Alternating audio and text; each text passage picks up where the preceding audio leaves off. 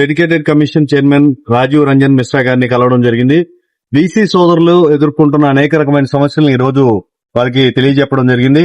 ఎప్పుడో పురాతన కాలం నాటి కులగణన లెక్కలు ఉండడం వల్ల రిజర్వేషన్ విషయంలో బీసీ సోదరులు చాలా అన్యాయాన్ని ఎదుర్కొంటున్నారని, 34% రిజర్వేషన్ ఏదైతే ఉందో అది స్థానిక సంస్థల్లో అమలు పరిచేదానికి గట్టిగా చర్యలు తీసుకోమని కోరడం అయింది. ఈ చర్యలు తీసుకునే విధానంలో మొత్తం రిజర్వేషన్లు 52% మిగిలిపోయే పరిస్థితి, ఎవరన్నా కోర్టుకు వేయకుండా తమిళనాడులో 9వ షెడ్యూల్ లో పెట్టేలా ఏర్పాటు చేయాలని చెప్పి సార్కి చెప్పడం జరిగింది. ఆయన సమన్వయంగా స్వీకరించారు. ఇదే విధంగా 34% రిజర్వేషన్ ఏదైతే ఉందో ఎమ్మెల్యేలకి మంత్రులకు కూడా వర్తింపు చేయాలి. అంతేకాకుండా బీసీ రిజర్వేషన్ కింద ముఖ్యంగా 2-3 కులాలే లబ్ధి పొందే పరిస్థితి ఉంది. సంచార జాతులకు సంబంధించిన అనేక బీసీ కులాలు లెక్కలో ఉన్నప్పటికీ రాజకీయంగా వాళ్ళు ముందుకు రాకపోవడం, వాళ్ళకి అవకాశాలు కల్పించకపోవడంతో నెక్స్ట్ జరగాలి, కులగణన జరగాలని, కులగణనలో కూడా 34% బీసీ సోదరులకు అందరూ కూడా న్యాయం జరిగేలాగా చర్యలు తీసుకోవాలని కోరడం జరిగింది. రంజన్ మిశ్రా గారు సానుకూలంగా స్పందించారు. ముఖ్యంగా బీసీ హాస్టళ్ల విషయంలో అనేక రకమైన అవకతవకలు జరుగుతున్నాయని దృష్టికి వచ్చిన రీత్యా 22 బీసీ ప్రీ మెట్రిక్ హాస్టళ్లు మూతపడ్డాయి. నెల్లూరు జిల్లాలో 64 సంక్షేమ హాస్టళ్ల ఆధునీకరణ పేరుతో కలెక్టర్ గారు ఉన్నప్పుడు 9.32 crores శాంక్షన్ చేయడం జరిగింది. వాటిని పరిశీలించడానికి వెళ్ళినప్పుడు ఎక్కడా కూడా ఆధునీకరణ పనులైతే వాటికి సంబంధించిన వ్యయం ఎక్కడా మాకు కనబడలేదు. ఖచ్చితంగా దాని మీద అధ్యయనం జరిపించి థర్డ్ పార్టీ ఆడిట్ నిర్వహించి చర్యలు తీసుకునేలాగా చూడమని చెప్పి కోరాము. అదేవిధంగా ముఖ్యంగా రూరల్ బాలిక హాస్టల్లో మెయింటెనెన్స్ శుభ్రత లోపించిన పరిస్థితి ఉంది. 1291 మందిని బీసీ హాస్టల్లో ఏర్పాటు చేసుకోవాల్సిందిగా మన గవర్నమెంట్ ఆర్డర్ ఇవ్వడంతో దాన్ని వెంటనే అమలు పరచాల్సిందిగా దాని అవసరం ఉందని తెలియజేస్తున్నాము.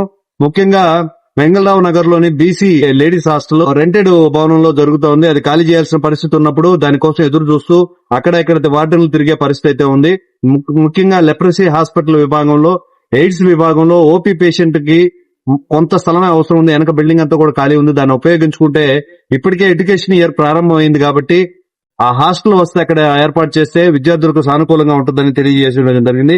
ఫేషియల్ రికగ్నైజేషన్ సిస్టమ్ వల్ల, బయోమెట్రిక్ సిస్టమ్ వల్ల దాదాపుగా గవర్నమెంట్ ఫండ్ 6 కోట్ల రూపాయల పైన మిగల్చబడింది.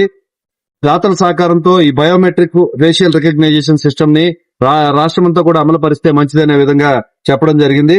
ముఖ్యంగా బాలికల విషయంలో ఆరోగ్య సమస్యలు ఎక్కువగా ఎదుర్కొంటారు. బీసీ హాస్టల్లో ఎవరైతే ఉన్నారో వాళ్ళకి మెడికల్ కార్డులు ఇచ్చి వాళ్ళ ఆరోగ్యాన్ని పరీక్షించే విధంగా చర్యలు తీసుకోవడం జరిగింది. ఈ రోజు ముఖ్యంగా బీసీల సంక్షేమం కోసం అధికారులు ఇక్కడ చర్యలు తీసుకోవడం, రాజీవ్ మిశ్రా గారు ఇక్కడికి రావడం, బీసీల విషయంలో ప్రభుత్వం ముందుంది అనే విధంగా మనం ఈ రోజు ప్రజలకు తెలియజేసినట్టయింది. ముఖ్యంగా మన కూటమి ప్రభుత్వం అధికారంలోకి రాగానే దాదాపుగా 51,021 కోట్లు కేటాయించి గత ఏడాది 47,456 కోట్ల రూపాయలు బీసీ క్షేమ శాఖకి నేరుగా 23,324 కేటాయించడం ద్వారా కూటమి ప్రభుత్వం బీసీల పట్ల చిత్తశుద్ధిని ప్రకటించింది. రాబోయే రోజుల్లో కూడా బీసీ సోదరులందరూ కూడా న్యాయం జరిగే విధంగా కూటమి ప్రభుత్వ నాయకత్వం అంతా కూడా కృషి చేస్తుందని తెలియజేస్తున్నాను. అందమైన పెళ్లి, అద్భుతమైన షాపింగ్, శుభమస్తు షాపింగ్ మాల్. సంబరాల పెళ్లి, సంతోషమైన షాపింగ్, శుభమస్తు షాపింగ్ మాల్. ఇంట్లో పెళ్లి అంటే ఆనందం, సంబరం, ఇంకా చాలా షాపింగ్. వధువు పట్టు చీరల నుండి వరుడు శర్వాణీల వరకు, అమ్మా నాన్నల డ్రెస్సుల నుండి పిల్లల ఫ్యాషన్ వరకు, పెళ్లికి కావలసిన ప్రతి ఒక్కరి డ్రెస్సులు ఒకే చోట మన శుభమస్తు షాపింగ్ మాల్ లో. ట్రెడిషనల్ అండ్ మోడర్న్ కలెక్షన్స్, ఇలా మొత్తం ఫ్యామిలీ కోసం. శుభమస్తు shopping mall, BRC centre, Nellore.